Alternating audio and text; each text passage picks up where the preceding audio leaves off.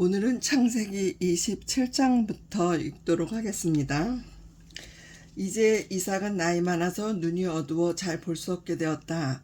그가 하루는 맏아들 에서를 불렀다. 에서야, 예 아버지, 이제 나는 늙어 언제 죽을지도 모른다. 그러니 너는 활을 가지고 들로 나가서 사냥하여 내가 좋아하는 별미를 만들어 오너라. 내가 그것을 먹고 죽기 전에 너에게 마지막으로 축복해 주겠다. 에서는 이삭의 둘째 아들이죠. 그래서 둘째 아들을 또 좋아해요. 그러니까 이제 마지막으로 죽기 전에 유언을 하기 위해서 부르는 겁니다. 이때 리브가는 이삭이 에서에게 하는 말을 엿듣고 에서가 사냥하러 들로 나간 사이에 야곱을 불러 말하였다. 내 아버지가 너희의 형 에서에게 하시는 말씀을 들으니 내 형이 사냥하여 별미를 만들어 오면 그것을 먹고 죽기 전에 여호와 앞에서 그를 축복해 주겠다고 하였다. 얘야, 그러니 너는 내 말을 잘 듣고 지금부터 내가 시키는 대로 하여라.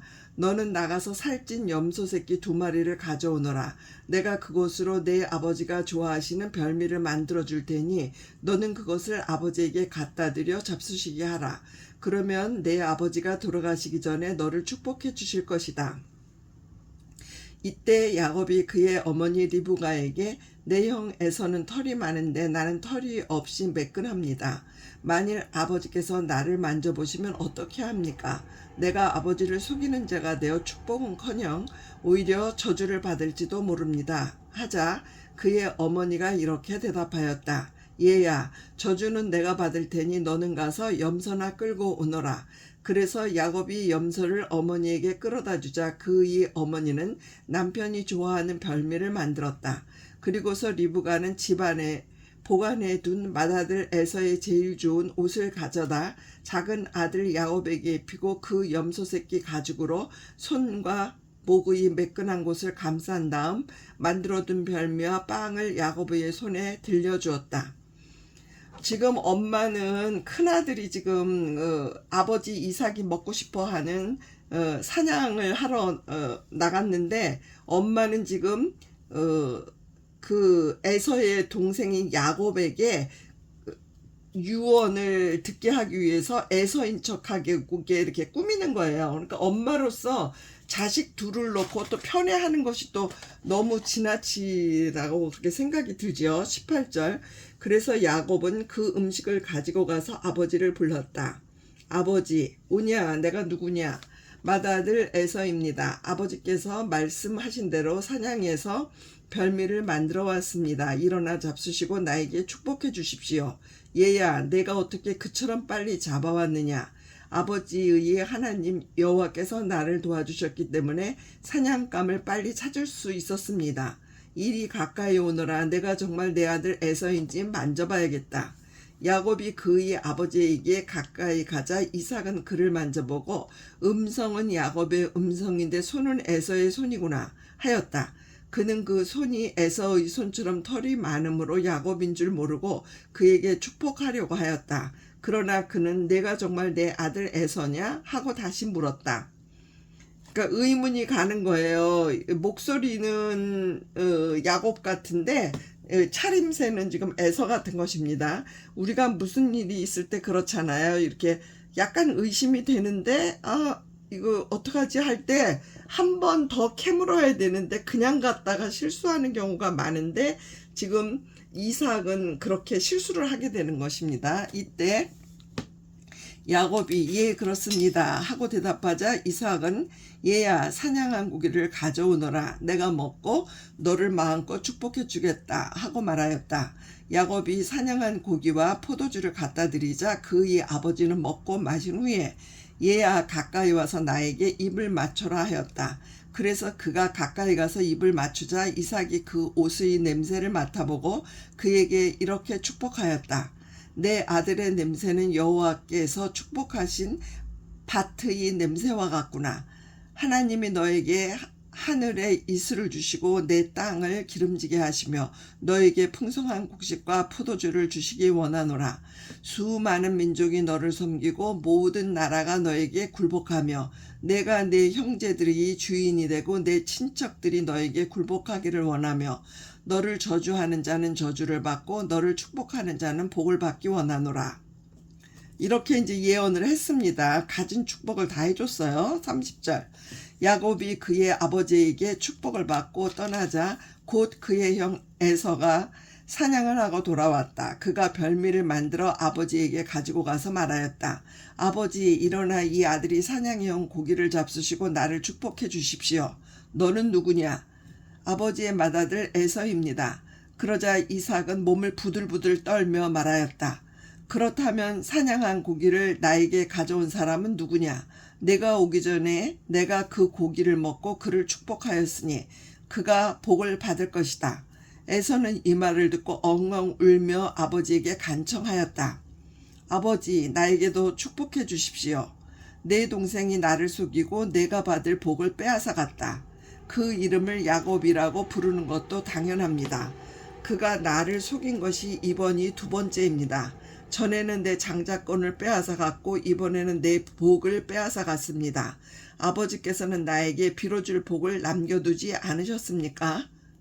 내가 이미 그를 내 주인이 되게 하고 그의 모든 친척들을 그의 종이 되게 하였으며 그에게 곡식과 포도주를 주었으니 이제 내가 너를 위해 할 수 있는 일이 아무것도 없구나. 아버지께서 빌어줄 복이 그것밖에 없습니까?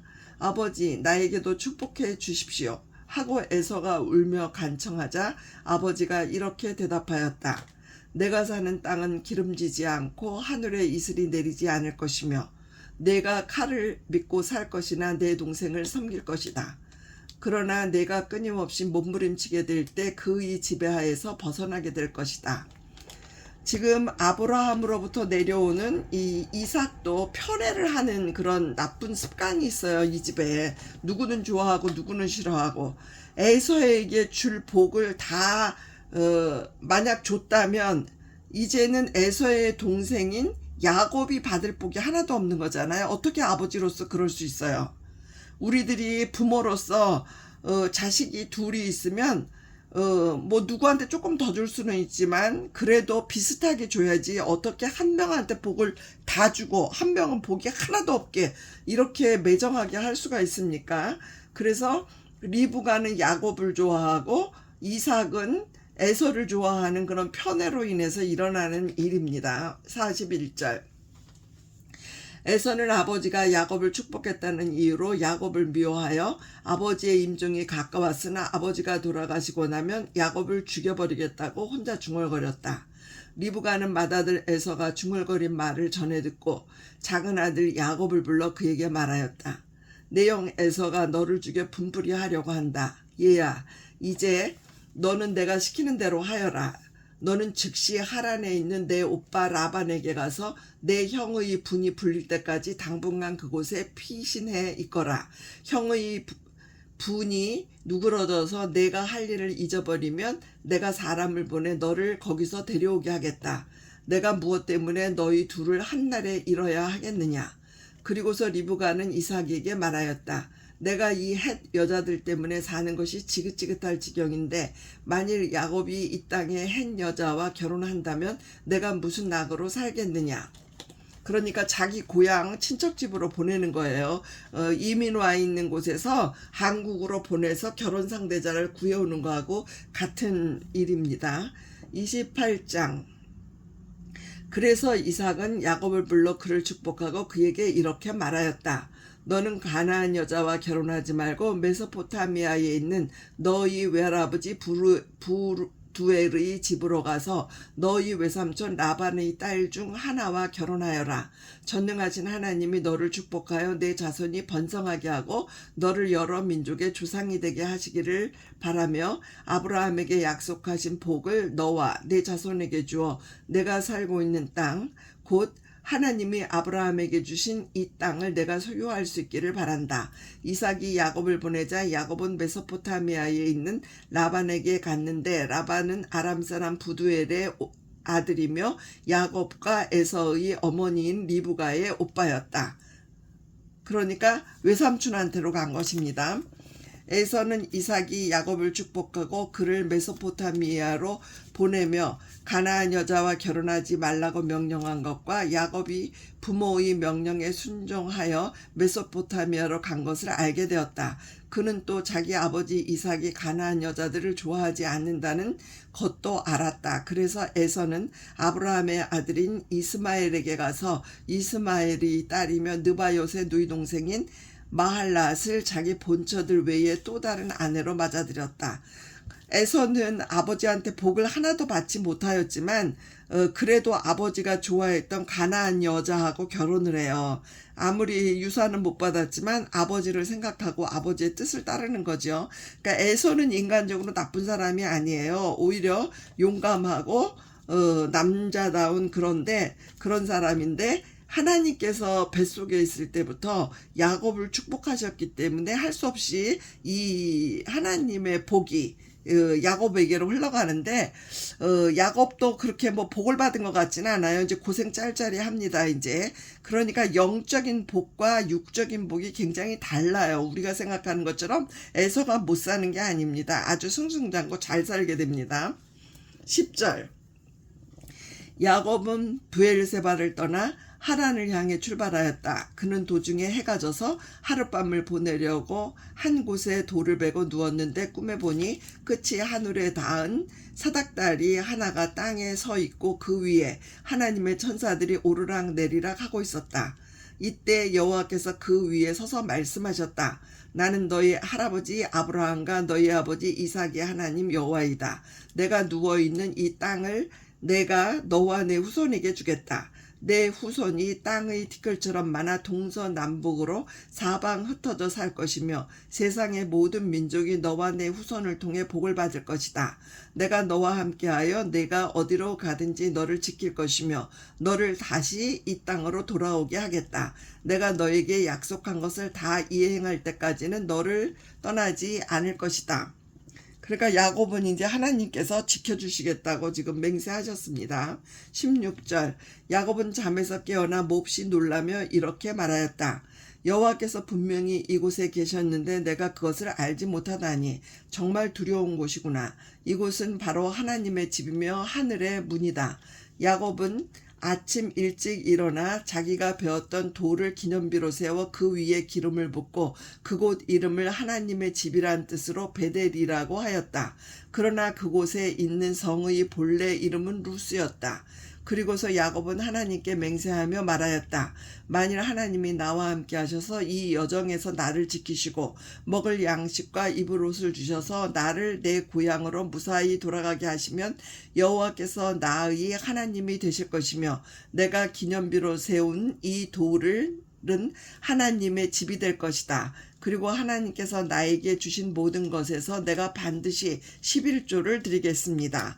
이렇게 해서 야곱이 11조를 드리는 이야기가 지금 나오고 있습니다. 그러니까 11조 얘기가 말라기에만 나오는 것이 아니에요. 멜기세덱에게도 아브라함이 드렸었고 지금 또 야곱이 그 하나님의 그 천사들이 오르락내리락 하는 걸 보고서 11조를 맹세하게 되는 것입니다.